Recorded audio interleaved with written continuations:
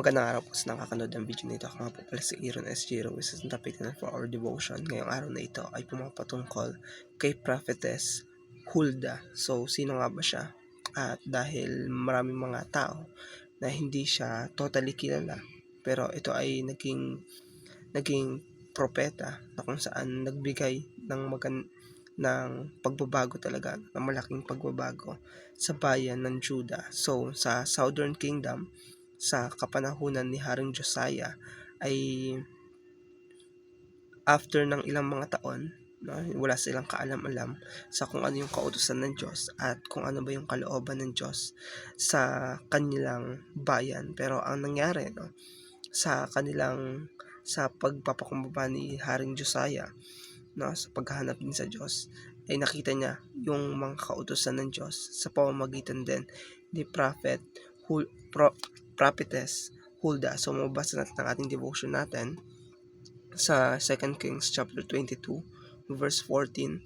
So Hilkiah the priest and Ahikam and Akbor and Shapam and Asaiah went to Hulda the prophetess, the wife of Shallum the son of Tikba, son of Harhas, keeper of the wardrobe, now lived in Jerusalem in the second quarter.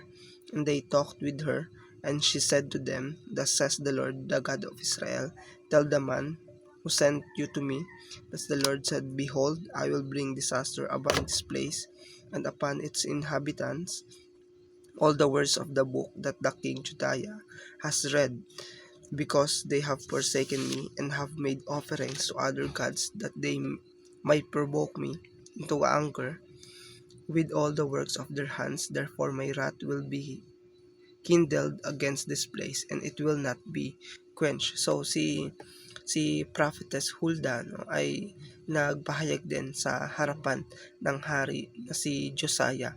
Kaya ang ginawa dito, no,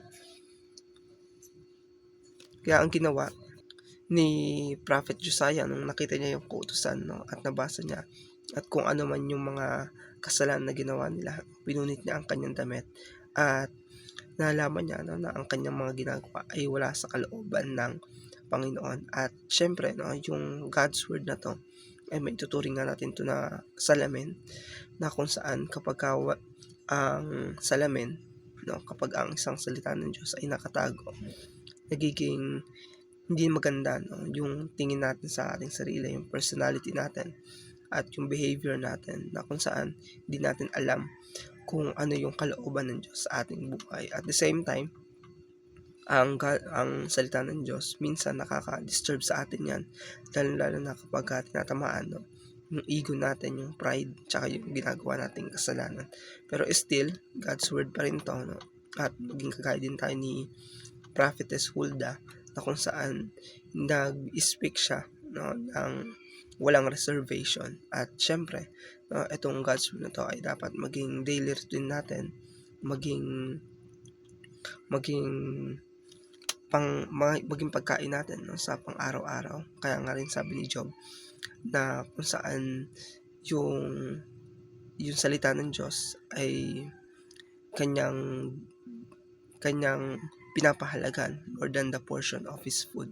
So sa atin, no, ay kailangan natin maintindihan na kung ano yung sinasabi ng Bible ay kailangan natin itong i-apply dahil maging beneficial to both spiritual and practical life natin. So ito lamang pang ating devotion. Maraming pang salamat.